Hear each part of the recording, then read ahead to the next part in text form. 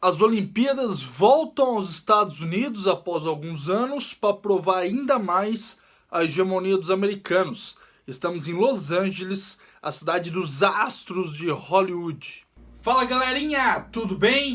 Chegamos às Olimpíadas de 1932.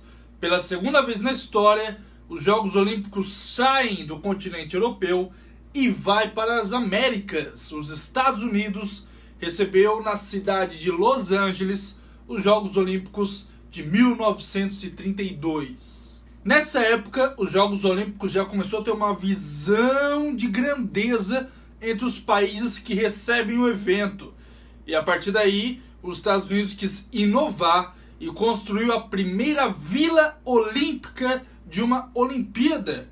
A Vila Olímpica nada mais é que um aglomerado de apartamentos, chalés, casas, enfim, onde ela recebe os atletas que vão estar participando do evento dos Jogos Olímpicos. Os Estados Unidos gastou milhões de dólares para construir o mais inovador complexo de moradia e que após os Jogos acabou servindo para a população de Los Angeles, mas naquele momento abrigou centenas de milhares de atletas. Lembrando, claro, que uma Vila Olímpica não é só os apartamentos em si, e sim toda uma estrutura de lavanderias, restaurantes, dormitórios extras, porque dependendo, alguns atletas recebem os familiares, principalmente do país sede. Os Estados Unidos foi pioneiro neste sentido. Além desta Vila Olímpica, os Estados Unidos quis fazer algo que eles imaginavam impossível na época. Os Jogos foram organizados de 30 de julho a 14 de agosto. Ou seja, pela primeira vez, todo o evento foi compactuado em apenas 16 dias, diferente dos eventos anteriores que duravam meses.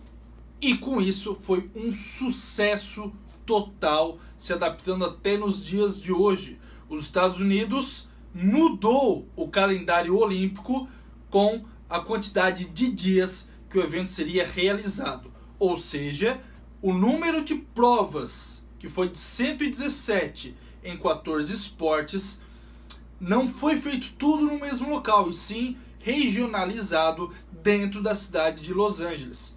Claro que adaptado referente ao seu esporte.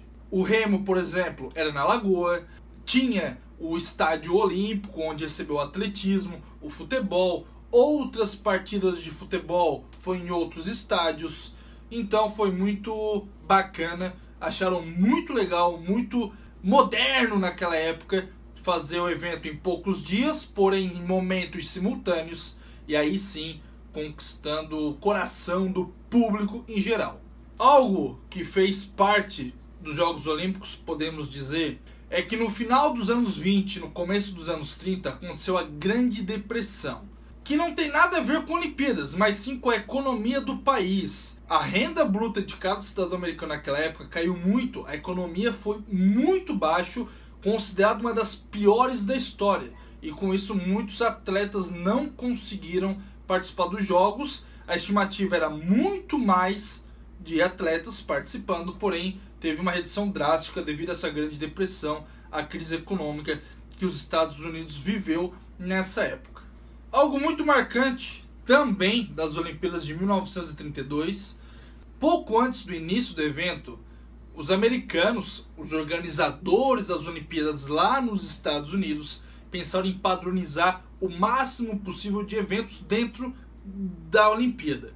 Como, por exemplo, aconteceu em 1928, com o cerimonial de abertura, com a Grécia entrando primeiro, que até nos dias de hoje também decidiram padronizar, dar um pontinho americano nesse evento para que os outros países seguissem. E a cerimônia de premiação, de como conhecemos hoje, com um pódio de primeiro, segundo e terceiro lugar, foi introduzido em Los Angeles no ano de 1932.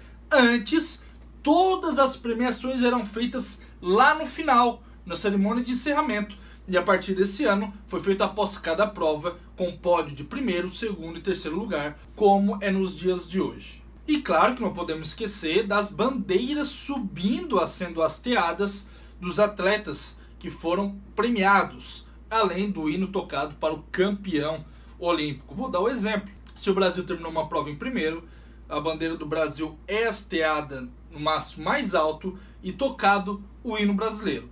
E, consequentemente, dos outros atletas, as bandeiras destes países que estão sendo representados.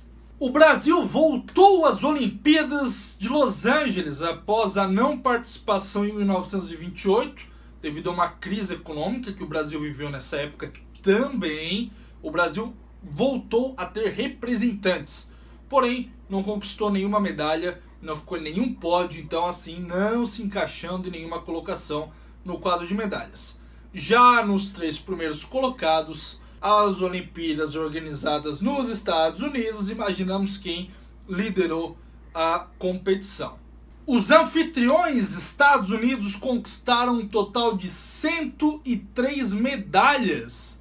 Dentre essas medalhas, 41 de ouro, 32 de prata e 30 medalhas de bronze, massacrando os demais colocados, que na segunda colocação tivemos pela primeira vez entre os 3 primeiros a Itália. A Itália que vem sediar uma Olimpíada alguns anos mais à frente e que começa a ter uma visão e um investimento maior nos esportes olímpicos.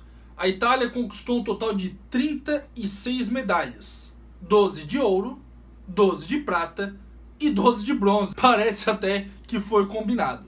Então os italianos já começam a figurar entre os primeiros. Não, obviamente que se torna uma potência olímpica, primeiro, segundo, terceiro, mas figurando entre os 10, como em grande parte dos eventos das Olimpíadas organizadas. Na terceira colocação tivemos de volta a França. Os franceses conquistaram um total de 19 medalhas. Destas 19, 10 foi de ouro, 5 de prata e 4 de bronze. Então ainda temos os europeus acima no quadro de medalhas, porém atrás dos Estados Unidos, que é uma potência até nos dias de hoje. Então, para resumir todo um processo olímpico, podemos dizer que os países que começam a sediar as Olimpíadas começam a ter uma visão de mostrar o seu país para o mundo. O que é verdade, muitos países querem influenciar os outros, mostrar que sim, o meu país é muito bom de se viver, de se receber turistas, enfim. Vocês vão entender um pouquinho mais do que eu estou falando nos próximos vídeos.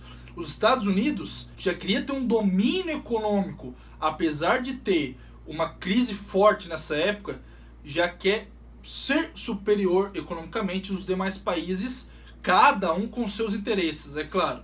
Podemos notar isso no próximo vídeo em 1936 também, que os países que recebem já começam a forçar um pouquinho a barra e tirar um pouco talvez o foco dos jogos e se mostrar como seu país é poderoso em tempos de guerra, que foi os anos 30, 40, 50 e daí em diante. Um grande abraço, estudem e vamos notar que os Jogos Olímpicos passam a ter outros valores além de realmente os jogos em si. Um grande abraço!